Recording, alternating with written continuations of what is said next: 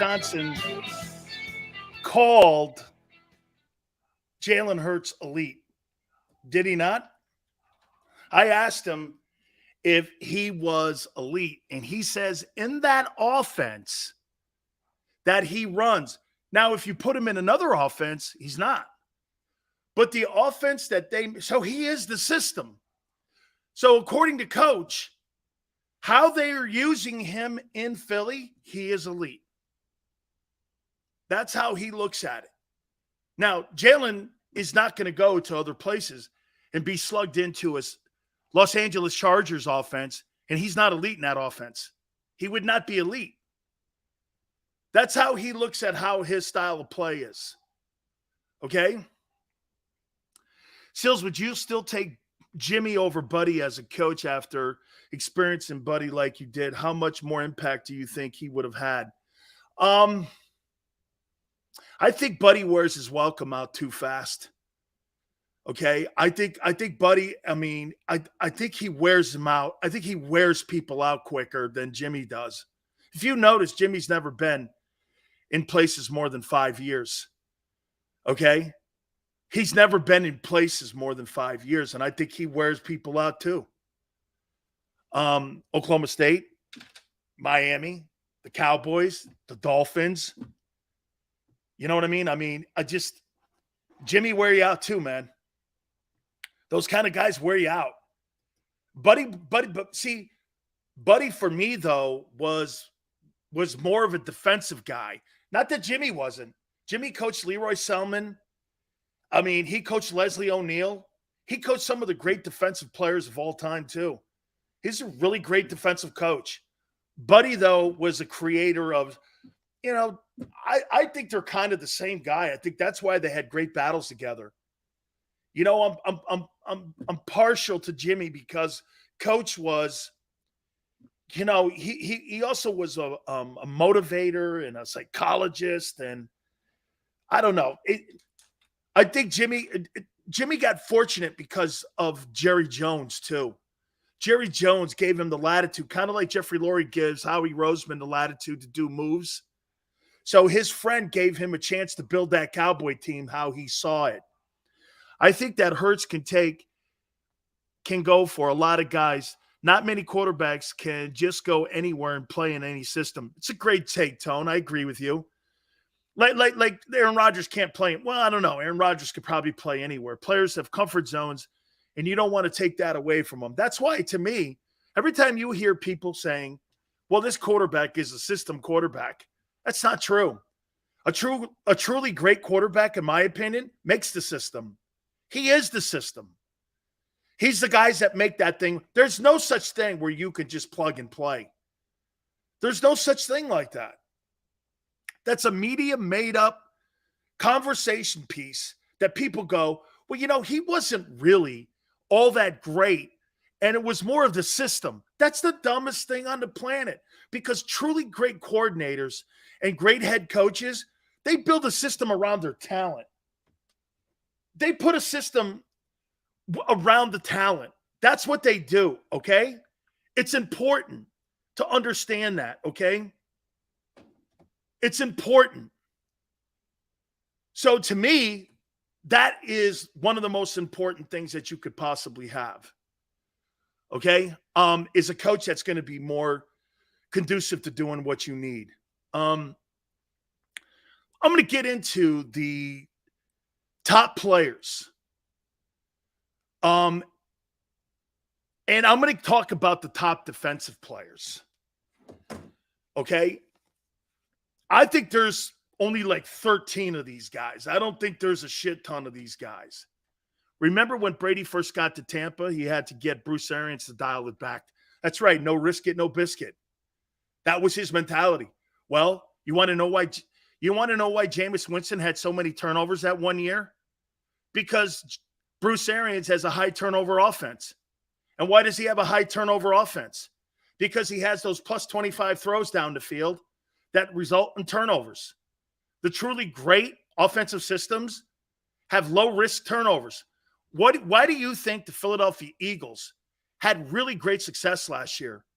And Jalen Hurts' 3,700 passing yards was not the true key to the whole thing. In my opinion, the key was the lack of turnovers. Okay? It was the turnovers. Okay? They didn't have a lot of turnovers. Okay? They didn't. They did not have a lot of turnovers. So again, Jimmy's thanking me for having him on, and we appreciate him coming on. We're trying to get him on Friday too, to get a little bit of what we're doing when it comes to the NFL draft for the first 2 days. Hopefully we can get him on after day one of the NFL draft, or maybe that Monday. Maybe we get him on the following Monday to get his opinion on what the draft is there, and what he thought of the draft, and what he thought of the Eagle draft, and what he thought of some of the players that went. He also made a reference on Jalen Carter.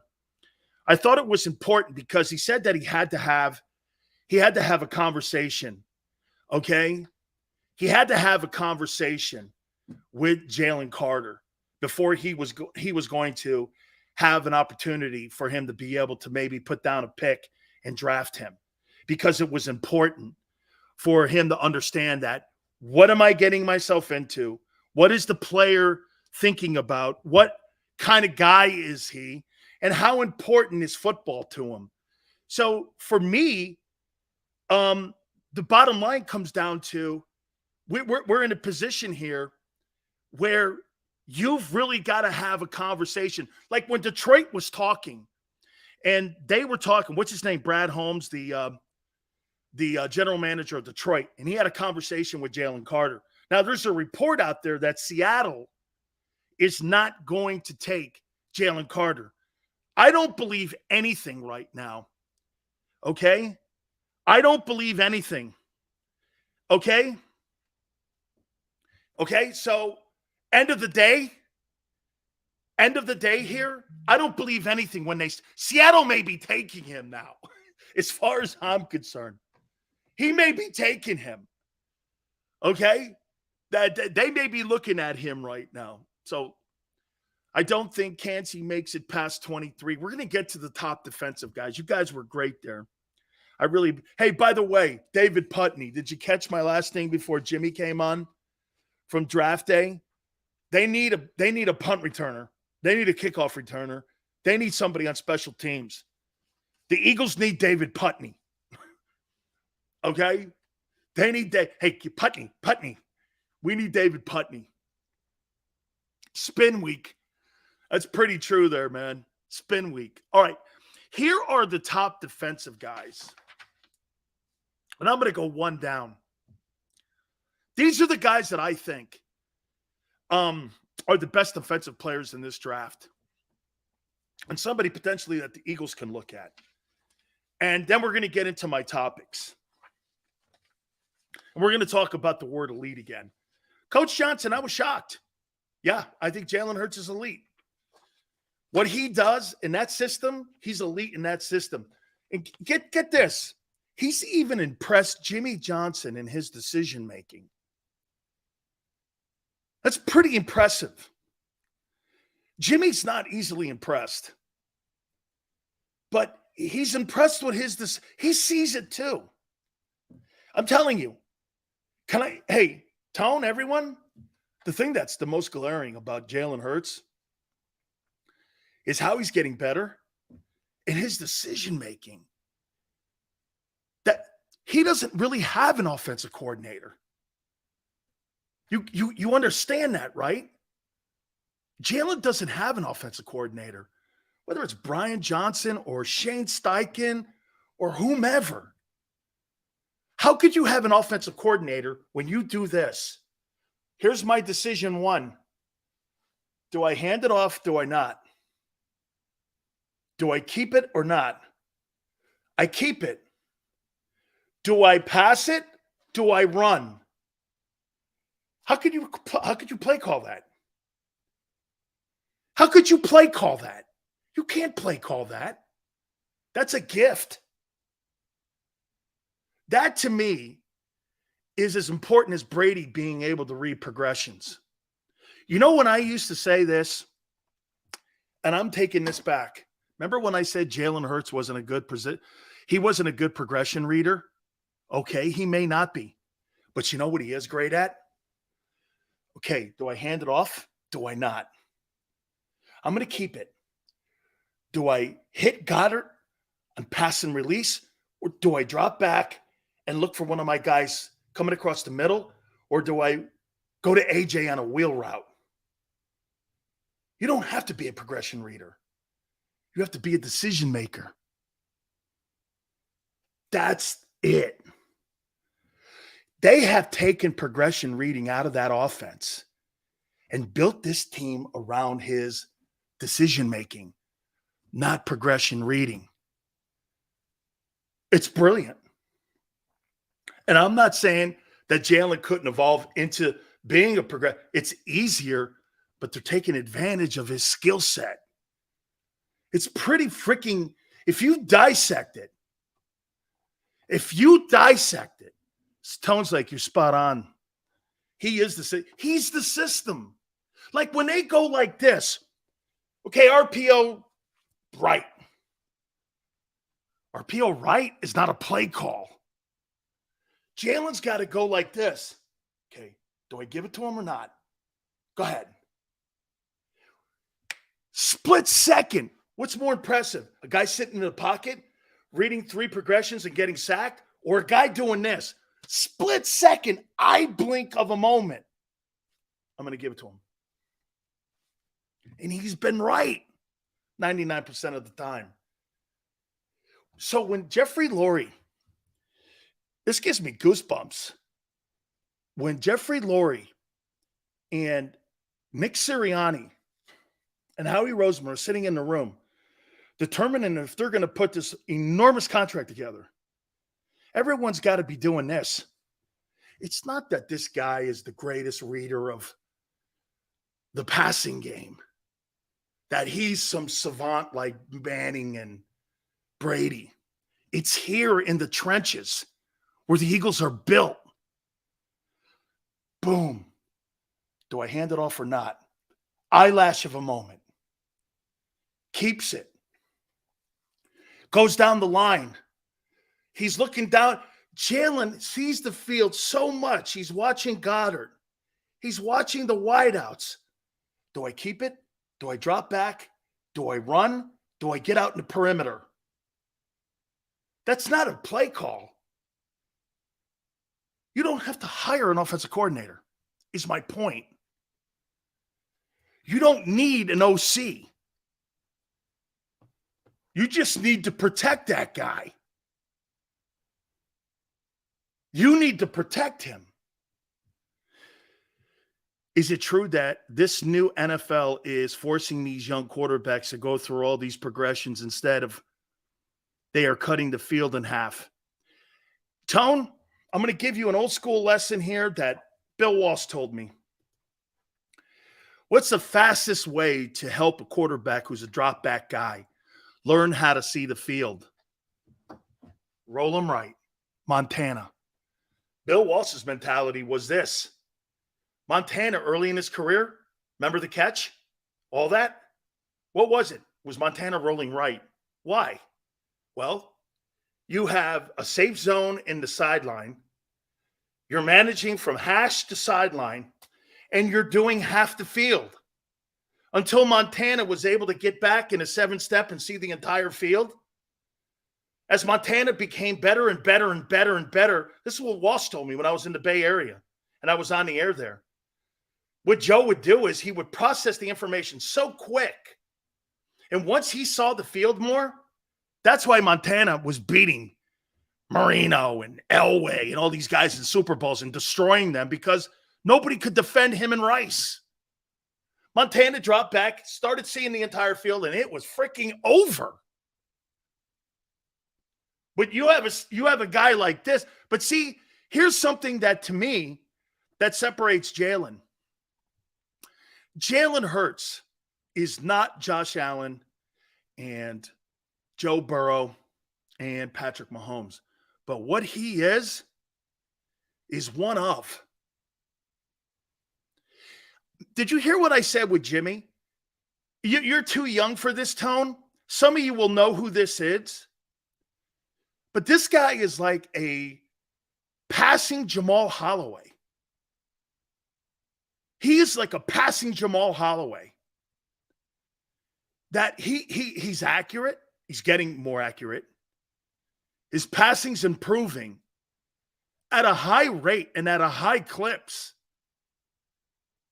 But you know what's improving, and the reason he's in, why do you think his passing game, why do you think Hurts is evolving into a better passer? Why do you guys think that? Here, I'll help you. Because his decision making is evolving quicker. Jalen's smart as shit, man. That's a smart man. That's a smart, hardworking, brilliant dude. He's got a lot of Tom Brady in him. Remember this, though. It's not how you drive. It's how you arrive. Some people drive differently. Some people take different routes to the same destination. As long as you get to the destination you so desire, who cares about the process? That's my issue. My issue is the process, and I got to get over that. You see, I'm so concerned about the process and not the result. Who gives a shit about the process? You know, I tell people, you guys remember a guy by the name of Jim Furyk? He had this weird-ass golf swing. Yet he won majors with it. Can you imagine a dickhead like me going in and trying to change his swing, and he still would win British Opens and U.S. Opens? And why would I change that? Why? Because it's not conventional? It's not how you drive, man. It's how you arrive. Now, this is why Tone, and I believe he's on my side with this, this is why you need to protect that. In drafting Myles Murphy is not going to help. Would a guard help? Probably. Because you're covering a position that's open. Would an elite back help? Absolutely. Why wouldn't you want to protect that guy? You want that guy on your football field for 10 freaking years, not 10 minutes. Okay? So when people go, Sills, you're crazy, the Eagles will never do that. Well, the Eagles have never had a player like Jalen Hurts. Did you ever think of that? You've had traditional drop back guys or guys who can move around. Hey, how do you think the Eagles did by, this is the best example I can give you. Tone, you may be too young for this. How do you think the Eagles did by surrounding Randall Cunningham with talent? Keith Jackson, Byers, some pretty good players there. What about the trenches? Eagles had horseshit linemen that everyone in the league knew it. That's why they were trying to trade for Jim Lachey with the Chargers. They didn't do a good enough job because why? Millionaires. Where are the most millionaires? In your O-line. Because there's 5 of them. Do you think the Eagle organization did Randall Cunningham a service? Well, Jeffrey Lurie's not doing that to Hurts. You had a freak show and a special player in Randall, and you destroyed him. You destroyed Randall Cunningham. That Eagle organization destroyed him. They're not doing that this time. They're surrounding him with great wideouts, tight ends, and most importantly, what Jimmy Johnson said, Jeff Stoutland, the most important person in the Eagle coaching staff, including the head coach. I'm starting to believe Stoutland's more important than Sirianni. After listening to Jimmy, who would you feel comfortable getting rid of if you had to? Sirianni or Stoutland? Think about that for a minute. I'd rather fire the head coach than lose Jeff Stoutland. Jimmy says the most important coach I had was my O-line coach.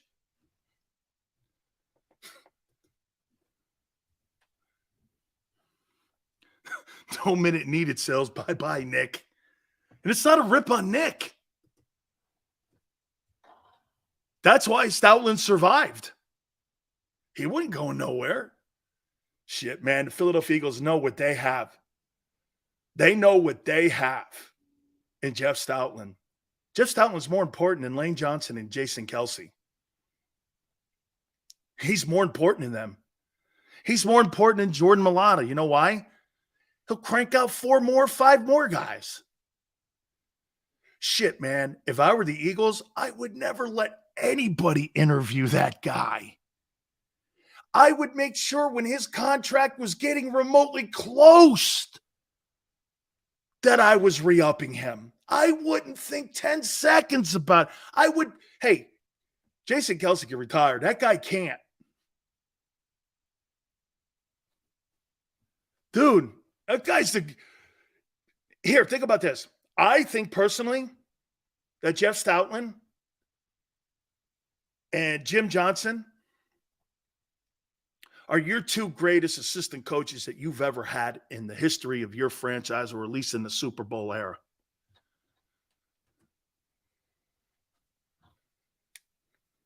Jim Johnson was worth his weight in gold as a coordinator.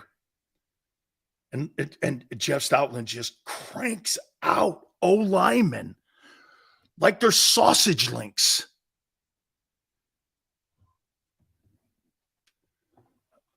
I mean it, man. I had never heard coach say is most important. Do you understand? Jimmy had such great coaches on his staff. I never thought that he would say Tony Weiss was the most important coach to Wannstedt, Butch, Camp. Those guys all were head coaches in the NFL. Do you understand? Tony Weiss was never, you guys don't even probably know who he is. He was never a head coach anywhere. Butch Davis was Cleveland. Dave was in Miami and Chicago. Butch was, Campo was a Cowboy coach. North Turner was Washington and Charger coach. All those guys turned out to be head coaches. Tony Weiss, but he said Tony Weiss today was his most important coach, his O-line coach. Stout considered going back to Bama. Not a shocker. Look at the guys he's produced. He probably enjoys talking to young men and molding them into great players. How he convinced them to stay, how he knew he needed Stout to bring legitimacy to that new Eagles staff in 2021. Hey, the greatest thing Howie wrote, holy shit. Way to go, Tone. So the best thing that Howie Roseman did for Nick Sirianni, who didn't even know his coaching staff, was hire Jeff Stoutland for him. You don't know him, but we're hiring him for you. You'll thank me later. Don't ever tell me Nick Sirianni has say in a coaching staff, because Howie hired the best coach he could have on his staff. The Brian Johnsons of the world are nothing. Jalen's your OC. Dude, Sean Desai, Howie's running the same system he had a year ago. Why? Because he knows the NFC sucks. Do you think there's a quarterback in the NFC that could lead a 14-play drive against the Eagles for 60 minutes and not turn the ball over? Name me one quarterback you think that could do that in the NFC now this year. Dak? He led the NFL in INTs last year. Who? Geno? We're going from, we don't really have a high list of high-end quarterbacks when we're talking here now. Think of that. Howie fired every single coach off the Doug Peterson staff, just about, right? Only person that stayed was Stoutland. I think Rocker may have been there too. Okay?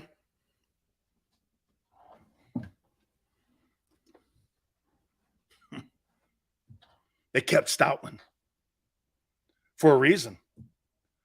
It wouldn't have shocked me if they offered him the head job. He said, frick that, I'm an O-line coach.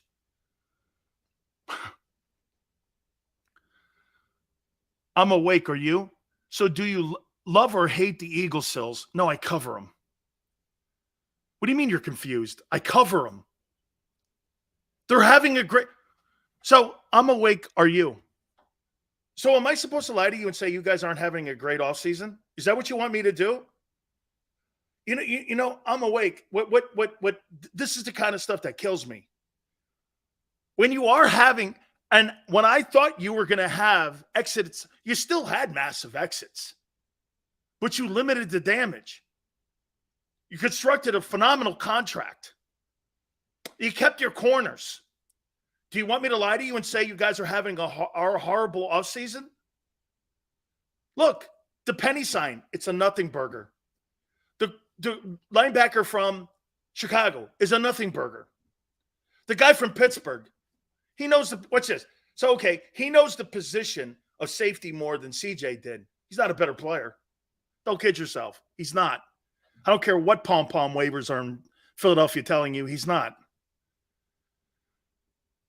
Okay? Yeah, what do you mean liking? I don't like anybody.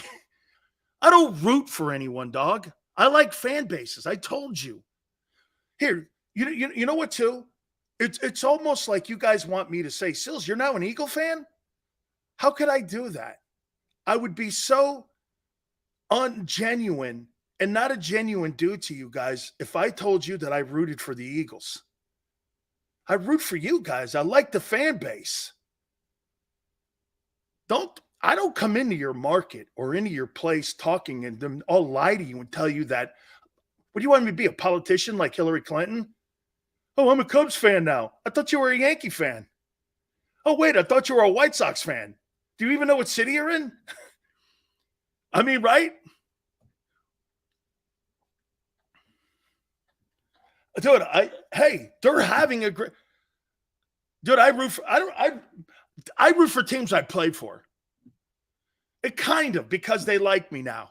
Before they didn't. The Bucks and I have a very combative relationship. It's in a great place now. Miami, hey, you want to hear something, guys? So you know what kind of guy I am?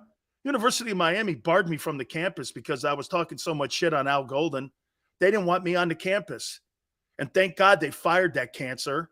And now Big Sills is back in the graces of the program again. I'll always be a Hurricane. Okay? I'll always be a Hurricane. That guy won't. And he was a cancer. They hated it.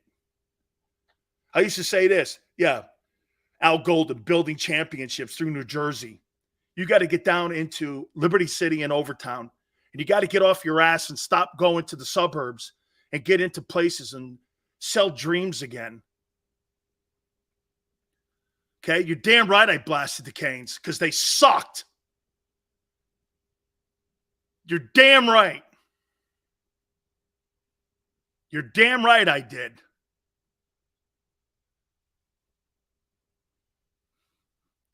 Dude, I hate everybody. I don't hate everybody, man. My aunt, don't do that, Joseph, because now you got my aunt upset thinking that I don't hate anybody, man. I told you, the only people I hate in life are Nazis. Other than that, dude, I don't really hate anybody else. You know, I don't go there with that. Al Golden was a cancer in my program. Hated that. Ugh. I hated the way he did business. How's that? Wait, so you really like the guy at Iowa, Dick Van Dyke. So you like Dick Van Dyke, who couldn't start at Iowa, want to take him at 10. Let's draft Dick Van Dyke. No, thank you.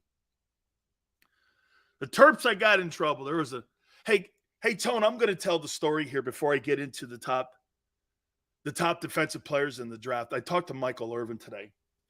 Let's see if I can show you this without divulging his phone number. I got to show you this. Okay, let me show you this. Okay, hold on here. Okay. So there's my aunt and I talk a lot, but look at this. So there's Michael Irvin. He called me.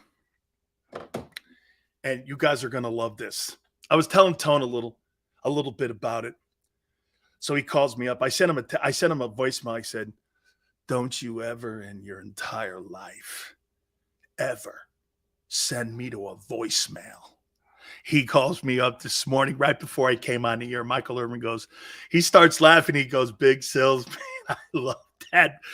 I love that voicemail, Big Sills. I go, don't you ever send me to a voicemail as long as you live." And we had great conversations. And you know what? He's down a little bit. And I told my aunt, I talked to him, and he goes like this. He goes, man, I'm so down. And I go, don't be, dude. You're a walking target. You've put a target on your chest because you're loud and proud. You're black. You've got great history, and they're always going to be coming for you. You know this. Mike started crying. I said, you know this. You're the face of the Miami Hurricane program. You, Jerome was. This guy was the face of the program. He's not here anymore. I said, you carry the baton. We've had greater players. I love you, guy. I backed you from day one because I know what you're going through with your wife and everything else that's going there with illness. I know everything. And he starts crying, and he goes, they're always coming for me. I go, they always will. And what they're trying to do is change you. And that's the thing we had when we were younger. And he goes, man, I just wish everyone knew who you are. I go, I don't want them to. I don't care. You're my friend. You're my friend. And he's like, I didn't do anything. I said, Mike, I would, there's a part of me that goes, we started kidding going, I go, damn, dude, this was like one of the few times you didn't take a chick to your room. And he's like, I know. I didn't do anything. Okay. I said, Mike, remember something. Denzel's right. The devil don't come for you, man, when you're down. The devil comes for you when you're on the high and you're up here. That's when the devil comes for your ass. Walk with that chin up, dog. I got you, man.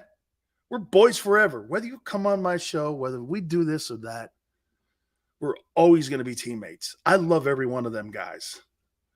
Michael Irvin is my brother, and he will always be.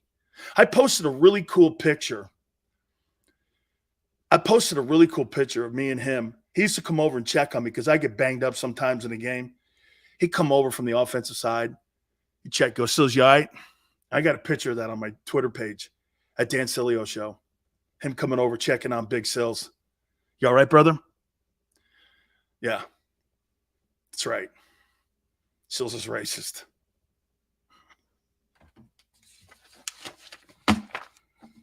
Don't let eggheads on Twitter tell you. Remember, Twitter's the out-how wall of social media.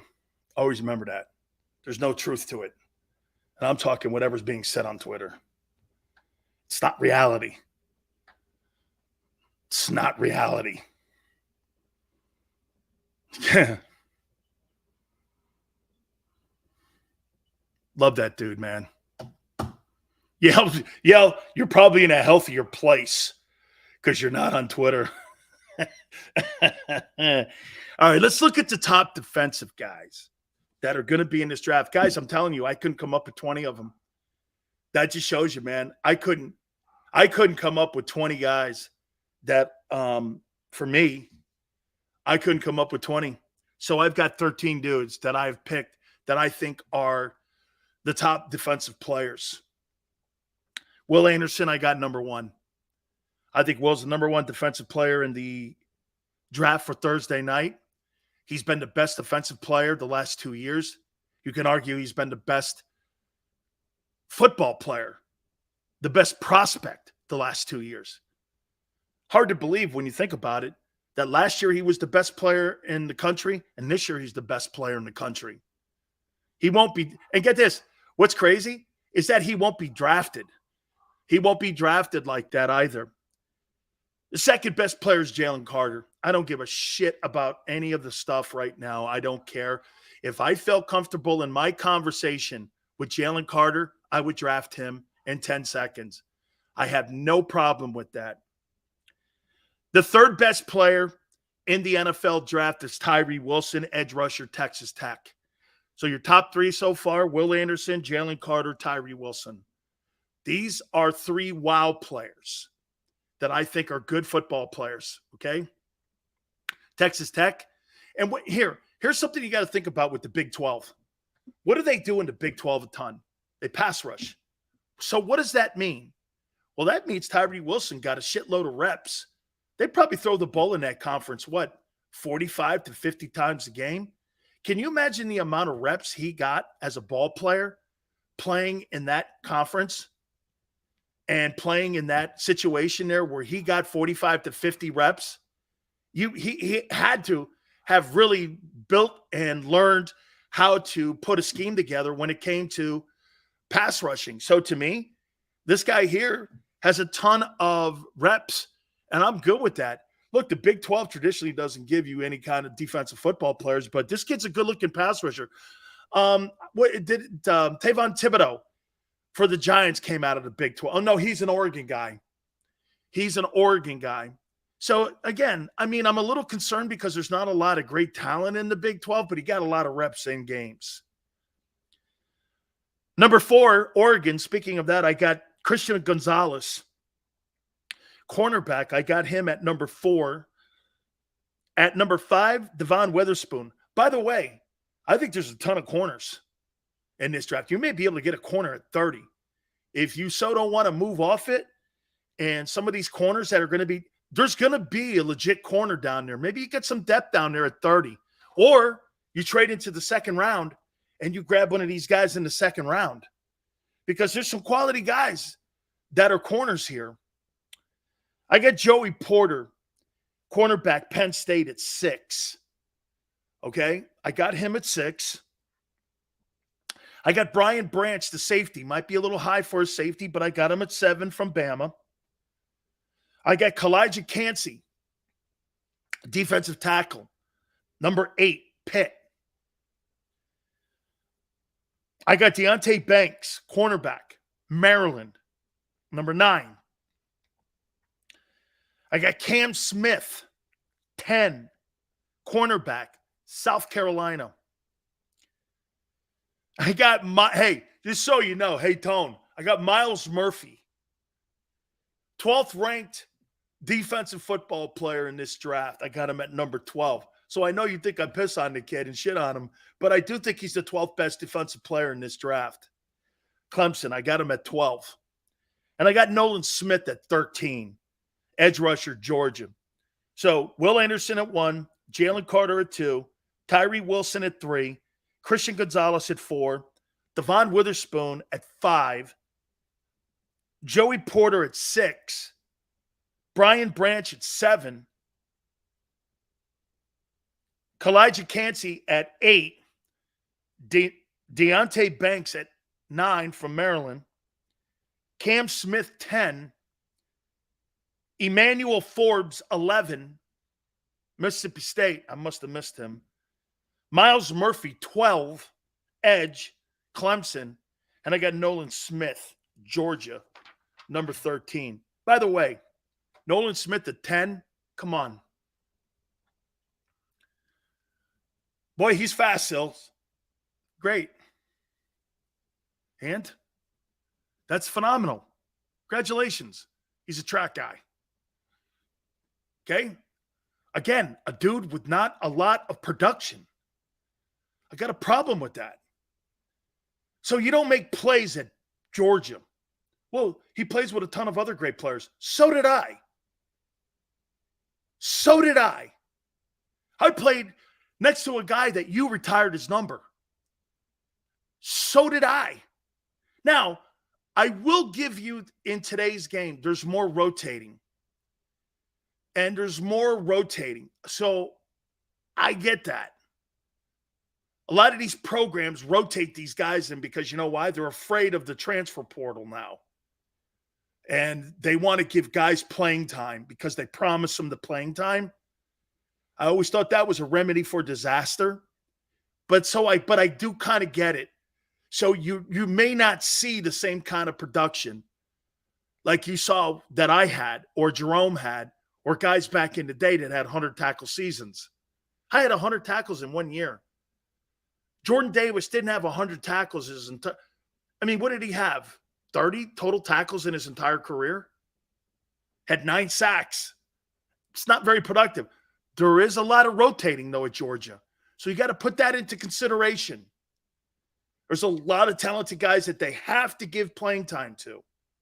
There's a commitment there now because we didn't have the transfer portal. And that would have been a tough thing for us, too, to deal with because we had so many good players behind us. Like I told you, we had Russell Maryland, Cortez Kennedy behind us. If those guys weren't seeing playing time, you think they were going to stay at Miami? Probably not. So there's more you have to deal with today. So if Jordan Davis doesn't have a ton of sacks like, say, Sue did when he was at Nebraska, Sue didn't probably rotate as much. Even during his time. That's kind of a new thing now to protect your program from the portal. Because, dude, if you're like check this out. That guy, Arch Manning, you see, if I were him, I would leave Texas. There's a redshirt sophomore that beat him out at Texas. So what's Arch Manning going to do? Play 1 year at Texas? Even with all that nil money? Why would you stay with the Longhorns when you got a sophomore who's going to start for the next 3 years at the Longhorn program? Why would you stay there? You have no chance of starting. They named him. And Sarkisian said, well, I'm going to name him the starter now because it's really not a debate. Holy shit. Arch Manning didn't even get a chance to compete for the job. He saw what he was, and he goes, that's not the guy. Arch Manning needs to get into the transfer portal now. He probably will. Go to Alabama. Go to some, maybe Southern Cal. I don't know. Caleb Williams is probably going to leave. I wouldn't be shocked if Arch Manning lands at USC. He's not staying at Texas. Why would he? He's going to sit for 3 years. So you got to kind of protect that shit when you're a team like Georgia. Right? Bro, you damn right. In college, I did. In my first year in the pros, I did. Yes, yacht. I had 25 tackles my rookie year, and it sucked. He had 19. Yeah, I posted it too. I put all the games up there. And my senior year, or my sophomore year, actually, at Miami, I had 97 tackles in 1 year. Yeah. He didn't have 97 tackles his entire career at Georgia. And I played next to Jerome. And on the other side was another first rounder. And on the other side of that was another first. I played with 4 first rounders. And I outproduced them all. So don't tell me, well, you played next to good guys like Wyatt and Walker and all these. So what? Go make a play. Now, again, they rotate more today. So Davis has to rotate. There's more rotating. And the production's not going to be there like it was in the day. Okay? Okay, I mean, but so you have to put that into consideration. I got to take a timeout. Please hit the like button. Some of the teams that I think they're going to trade, and I do want to get this. I haven't even hit on the topics yet. Please hit the like button. Keep it here on the National Football Show. Go to get your game on.